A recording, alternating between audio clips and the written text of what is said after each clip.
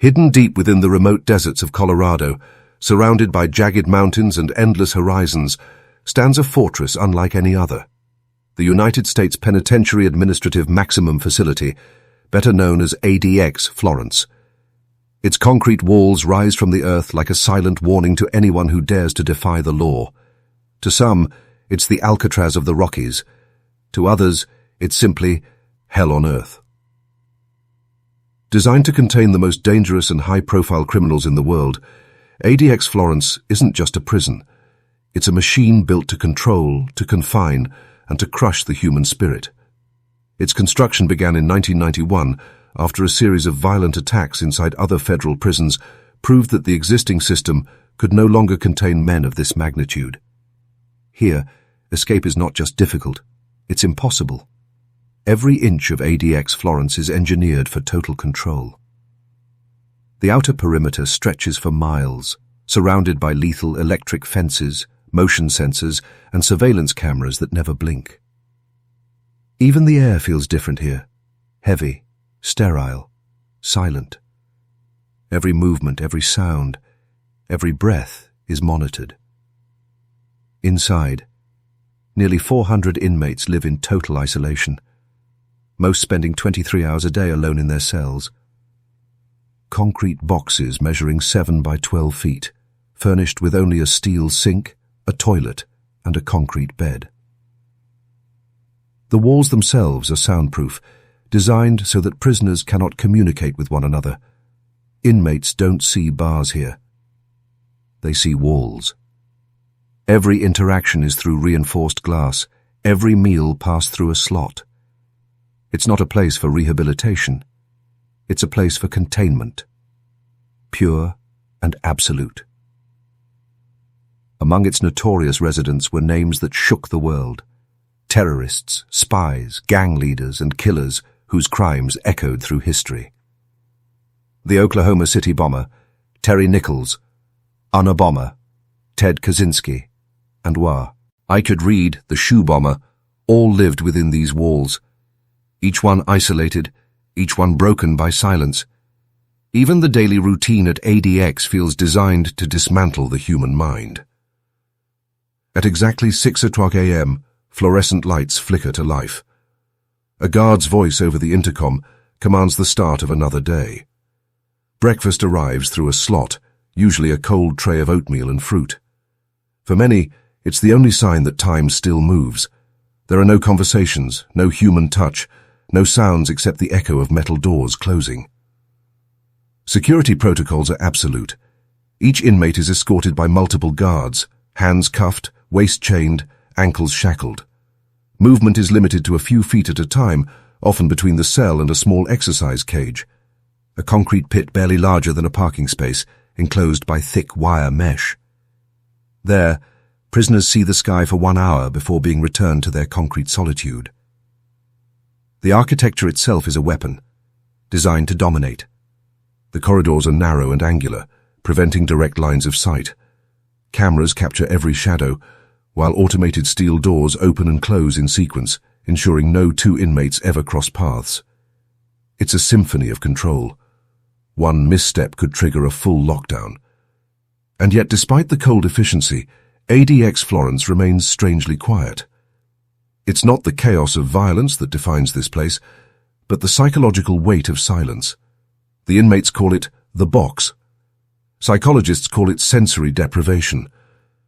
Either way, after years inside, even the strongest minds begin to unravel.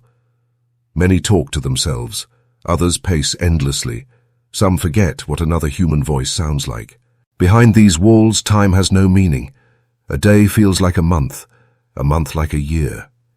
The outside world fades, and soon the prisoner's only world is the 7 by 12 box they call home.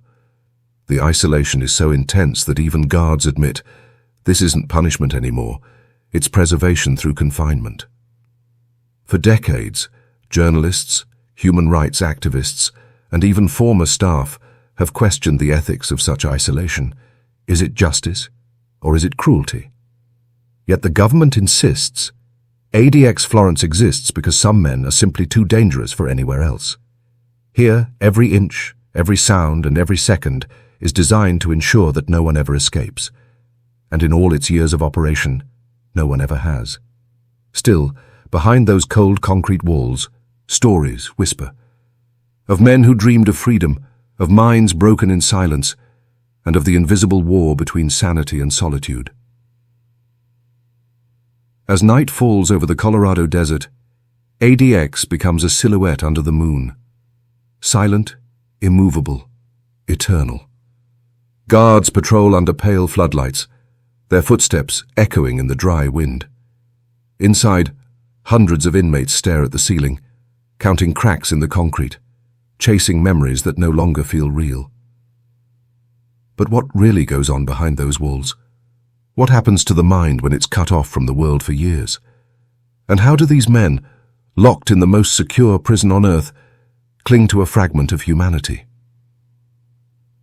The answers lie deeper within ADX Florence, in its secret corridors, its unspoken rules and its unseen battles, where escape isn't just impossible, it's unimaginable. Inside ADX Florence, time loses its meaning. The silence stretches so long that even the air feels heavy, like it's watching. The world outside moves on, seasons change, years pass. But here, the clock seems frozen. Every wall, every camera, every echo reminds the men inside that there is no way out, not even in thought. For the inmates of ADX, the real prison is no longer made of concrete and steel. It's made of the mind. Each day bleeds into the next, identical and predictable. The sound of metal trays sliding through the food slot becomes the only constant rhythm of life. Meals are swallowed in silence, often cold, tasteless, and rushed. The guards say little. Their voices are procedural, detached, efficient. For many inmates, human contact has become a distant memory. The faces of family fade, replaced by the sterile reflection of white walls and the faint buzz of fluorescent light. Some have been in isolation for so long that when they look into the small mirror bolted to the wall, they barely recognize the person staring back. Every prisoner copes differently. Some write letters that will never be sent. Others count the cracks on their floor, memorizing each one like a friend. A few pace endlessly from wall to wall, exactly 7 steps one way, 7 steps back, just to feel movement, just to remind themselves that they still exist. And then there are those who break quietly. No shouts, no violence, just silence. Psychologists who have studied inmates from ADX describe something chilling, the slow erosion of identity. Deprived of sound, touch and color, the mind begins to bend inward. Men start talking to shadows. They hold conversations with memories. Some imagine voices in the walls, others swear they can hear footsteps that aren't there. Even the guards, hardened by years of routine, admit that ADX changes people, not just the prisoners but those who watch over them. They learn to move like ghosts, speaking only when necessary. Some say the silence follows them home. Others claim they can still hear the hum of the prison's ventilation in their dreams. But beneath the silence, beneath the watchful cameras and locked steel doors, a different kind of story unfolds. The fight for the mind. Some inmates refuse to let the system erase them. They read endlessly, study law, or write books that find their way to the outside world. They craft routines out of monotony, small victories in a place designed to break them. A few find religion, others purpose. Some turn to art, scratching crude drawings into the concrete walls or using colored pencils to recreate the world they'll never touch again. In these fragments of creativity, there's rebellion, a whisper of freedom inside the most secure place on earth. Yet, ADX Florence has no mercy for hope.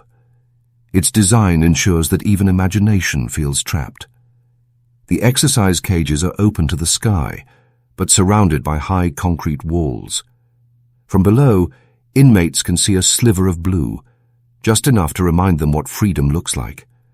Some stare at that patch of sky for hours, memorizing every shade. They call it the window to the world. The routines are relentless. Every movement requires authorization. Every door needs multiple guards to open it. The prison's technology is a masterpiece of control. Motion sensors, surveillance grids, and steel doors that open with hydraulic precision. It's as if ADX itself is alive, a breathing machine fueled by the despair of its inhabitants. For decades, journalists and lawyers have tried to enter its heart, to see what truly happens inside. Few are allowed past the gates, and even fewer are permitted to speak with the inmates. What little the world knows comes from letters smuggled out, from retired guards, and from the broken voices of those who survived long enough to be transferred elsewhere. One former inmate described it simply: ADX doesn't kill you, it erases you. Another said, I stopped thinking about escape a long time ago. You can't escape a place that's already inside your head. And that's the real horror. Not the walls, not the guards, not the fences, but the transformation that happens within. ADX. Florence doesn't just prevent escape, it redefines it. The men here aren't just serving sentences. They're unraveling in slow motion, lost between silence and survival. As night falls once more over the Colorado desert, the prison glows faintly under the amber floodlights. From above, it looks peaceful, a perfect grid of order and discipline. But inside, hundreds of minds wrestle with the same question: will I ever be free again? Even in my thoughts. This is the truth about ADX Florence, the world's most secure prison, where every sound, every shadow, and every breath serves one purpose: to remind its inhabitants that here, escape isn't an option, it's a myth. And for those watching this now, don't forget, stories like this reveal the parts of the world most people will never see. So if you want to uncover more hidden truths and explore the dark corners of reality, make sure you subscribe, turn on notifications, and stay tuned. Because next, we'll go even deeper, into the psychological architecture of prisons that don't just hold bodies, but reshape souls.